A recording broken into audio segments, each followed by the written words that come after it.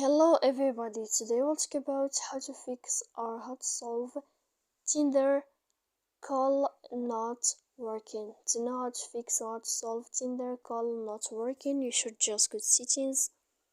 Here in this page you click apps, default apps, app settings. Then this page you will enter to the window of Tinder.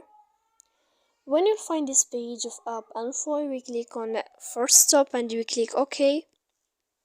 Here we'll enter to storage. Then we click clear cache, but pay attention, don't click clear data because it can mix errors on your app. And then you can turn off your Wi-Fi. You will wait a moment and you can turn on your Wi-Fi again. So please don't forget to support us by like and subscribe. See you next time in another video, and thank you for your attention and your watching.